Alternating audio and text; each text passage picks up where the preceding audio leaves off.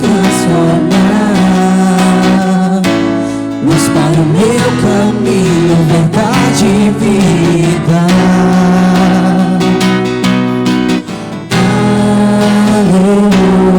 Aleluia, aleluia, aleluia, aleluia, aleluia, aleluia. O Senhor esteja convosco. Ele está no meio de nós. Proclamação do Evangelho de Jesus Cristo segundo João. Glória a vós, Senhor.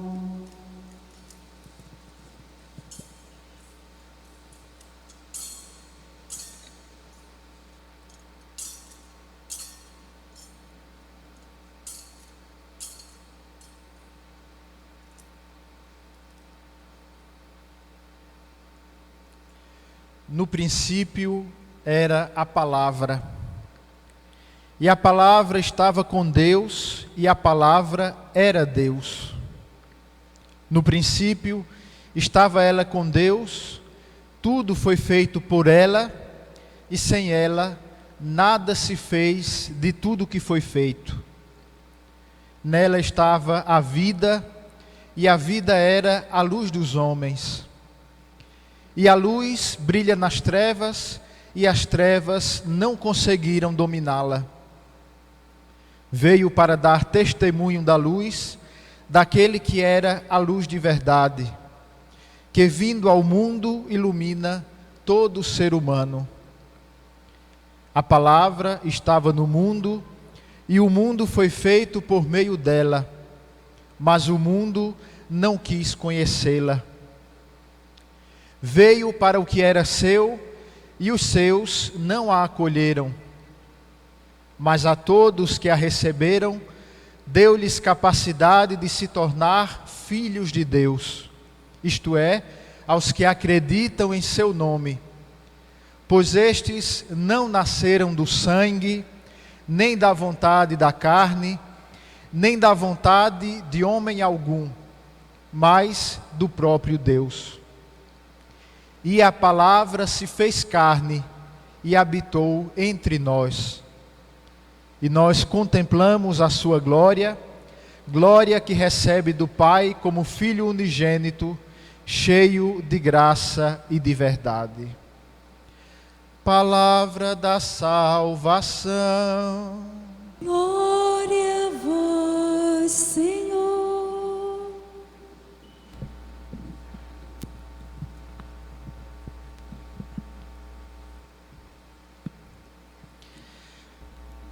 A oração inicial da missa de hoje, aquela oração que nós fazemos logo no início quando dizemos oremos, que nós chamamos de oração coleta, ela dizia o seguinte: ó Deus, que admiravelmente criastes o ser humano e, mais admiravelmente ainda, restaurastes a sua dignidade. Aquela oração que nós fizemos fazia com que nós voltássemos o nosso olhar lá para a origem do ser humano, para o começo de todas as coisas, para a origem de cada um de nós. O Evangelho de hoje, igualmente, começa fazendo com que nós voltemos o nosso olhar para as origens, para a criação do ser humano. O Evangelho de João nos diz, no princípio, ou seja, no começo de tudo, no começo da história do mundo, no começo da história da humanidade, era a palavra. A palavra estava com Deus, a palavra era Deus. E todas as coisas que existem foram feitas por meio desta palavra. E aí nós nos perguntamos, o que é que tem a ver, celebrando o Natal do Senhor, voltarmos o nosso olhar lá para a origem de todas as coisas, para o começo de tudo, para a criação do ser humano. Nós fazemos isto, nós dirigimos o nosso olhar para esta origem de todas as coisas, para a origem do ser humano, porque Deus age na história da humanidade segundo um plano de amor. Plano de amor que inicia-se com a criação do mundo, com a criação do ser humano. Por isso, hoje, celebrando o Natal do Senhor, nós reconhecemos que o amor de Deus manifesta-se por cada um de nós, dirige-se a cada um de nós desde o início da história da humanidade. Nós sabemos que o plano de Deus é perfeito. O projeto que Ele estabeleceu, primeiro na sua mente, no seu pensamento, no seu coração, e que colocou na prática com a criação do mundo, com a criação do ser humano, nós sabemos que da parte de Deus, trata-se de uma realidade perfeita, sem erro, sem engano, sem dúvida.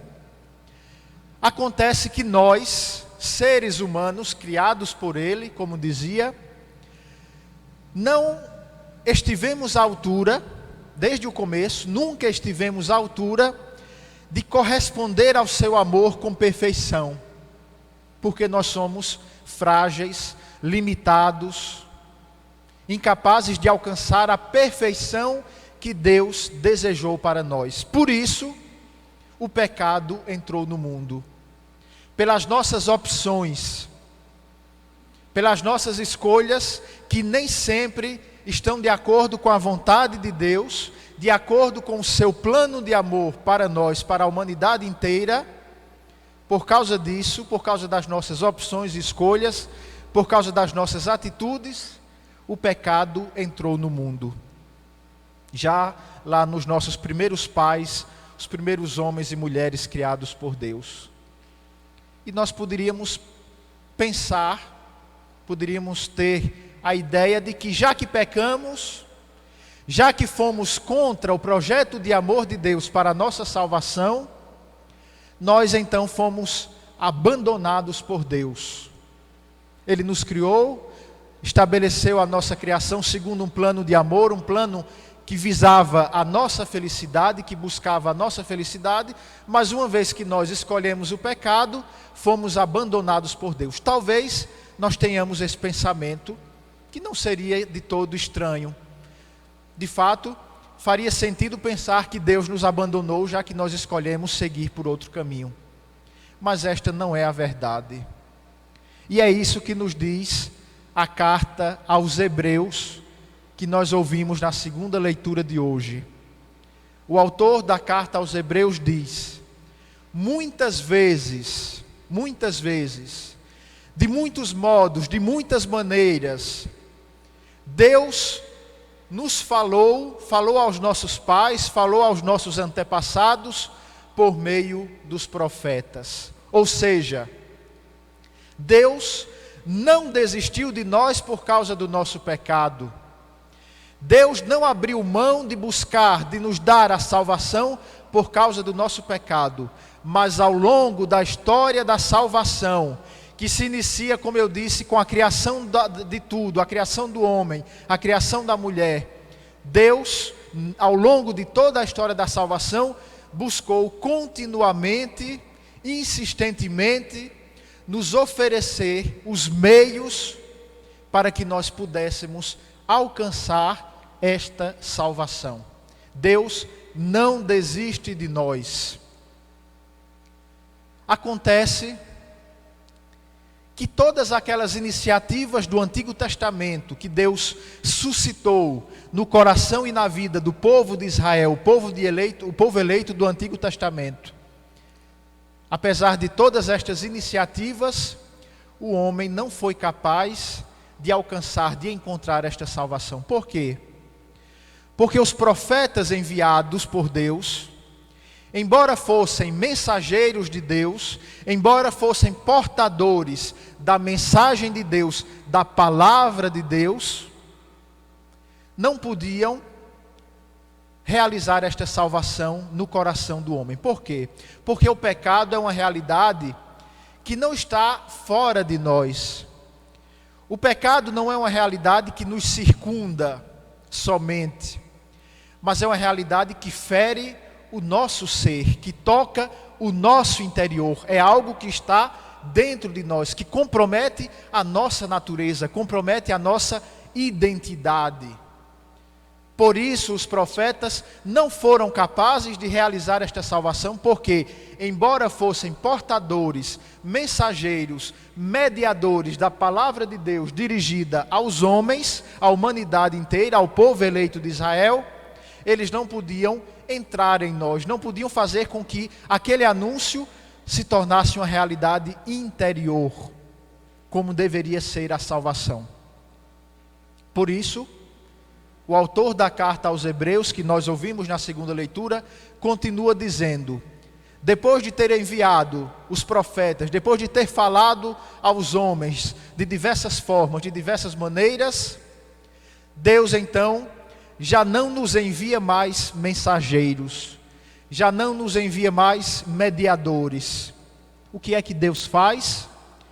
Decide Ele próprio vir até nós. Decide Ele próprio descer dos céus, se encarnar, assumir a nossa natureza humana, natureza essa que estava ferida pelo pecado, para então poder transformar-nos, salvar-nos, redimir-nos a partir de dentro. Restaurar a nossa natureza, o nosso interior, a nossa identidade mais profunda. Por isso, o evangelho que nós ouvimos, que nós chamamos de o prólogo, o início, a introdução do evangelho de João, nos diz que aquela palavra pela qual tudo foi criado, aquela palavra que estava na origem de todas as coisas, que era a expressão do pensamento de Deus, que era a expressão do agir de Deus, esta palavra que foi enviada à humanidade através dos profetas, finalmente ela se fez carne e veio habitar entre nós. E esta palavra de Deus, este verbo divino, que estava desde sempre junto de Deus, que é o próprio Deus, se encarna e assume a nossa natureza humana, e esta palavra é o próprio Jesus Cristo. E é isto que nós celebramos no Natal. Esta vinda de Deus à humanidade, esta encarnação de Deus, esta descida de Deus que aceita rebaixar-se, porque de fato, sendo Deus, assumir a nossa natureza humana ferida pelo pecado, limitada e frágil, era de fato um rebaixamento. Deus então se rebaixa. Deus que é onipotente e continua onipotente, obviamente, aceita fazer-se pequeno naquele menino de Belém que nós contemplamos nesta imagem, que nós contemplamos na manjedoura.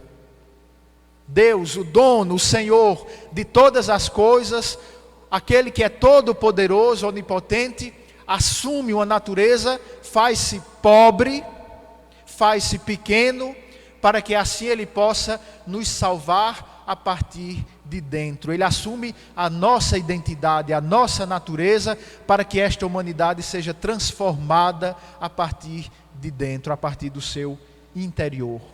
Este é o mistério do Natal. Esta é a luz que, como nos diz o Evangelho de João, brilha sobre as trevas do pecado que existem sobre a humanidade.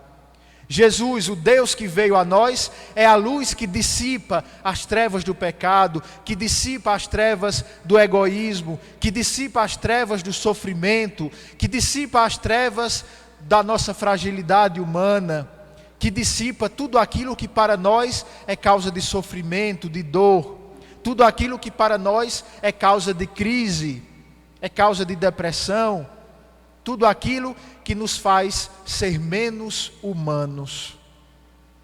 Por isso nós estamos aqui nesta igreja, meus irmãos, nesta noite, celebrando a grandeza do amor de Deus que se faz pequeno, a riqueza de Deus que se faz pobre, A magnitude de Deus que se faz limitado, que se faz frágil. Por isso hoje, esta festa de Natal, esta celebração do Natal do Senhor, da encarnação de Deus, deve gerar em nós um movimento interior que nasce justamente da experiência da salvação que hoje nós fazemos. Deve gerar em nós o compromisso, a atitude de sermos como aquele mensageiro de que nos fala o profeta Isaías na primeira leitura de hoje. Diz o profeta: como são belos os pés do mensageiro que anuncia a paz. Como são belos os pés do mensageiro que caminha anunciando a alegria, anunciando a felicidade. E de onde nos vem esta paz? De onde nos vem esta alegria? De onde nos vem esta felicidade que nós hoje, fazendo a experiência da salvação, somos chamados a anunciar ao mundo? Vem do próprio Cristo, que é, por primeiro, o mensageiro de Deus. Aquele que veio à humanidade para anunciar à humanidade que nós não estamos condenados, que a nossa vida não está fadada à derrota, que a nossa vida não está condenada ao desespero, à falta de esperança, mas que nós temos um motivo para nos alegrar, para esperançarmos-nos, podemos assim dizer, para confiarmos em Deus, que é o fato de que Ele próprio está entre nós, de que Ele próprio caminha conosco, de que Ele próprio nos conduz, nos guia, nos ilumina, fazendo com que nós não caminhemos como cegos ou como pessoas que caminham no escuro, sem saber de onde vêm ou sem saber para onde vão. Que este Natal seja a ocasião para nós de renovação interior, mas não simplesmente daquela renovação interior que nós ouvimos falar nestes dias de Natal na televisão, nos programas de TV, nas propagandas. Não simplesmente aquela renovação interior que nos faz simplesmente sermos homens da paz e do amor, mulheres da paz e do amor. Óbvio que isso faz parte, mas a transformação, a renovação interior que a festa do Natal produz em nós é algo muito mais profundo, é algo muito mais radical. É sermos homens e mulheres da paz e do amor, mas porque experimentaram a salvação que vem de Deus. Esta paz, este amor que nós queremos transmitir ao mundo com as nossas atitudes, com as nossas palavras, com os nossos sentimentos, tem um nome e é Jesus Cristo, o Filho de Deus que se fez homem, o Filho de Deus que assumiu a nossa natureza para nos salvar, para nos transformar, para nos dar a verdadeira felicidade. Abramos o nosso coração a esta graça, a este anúncio que hoje é feito a cada um de nós. Hoje nasceu para vós o Salvador, que é Cristo, o Senhor.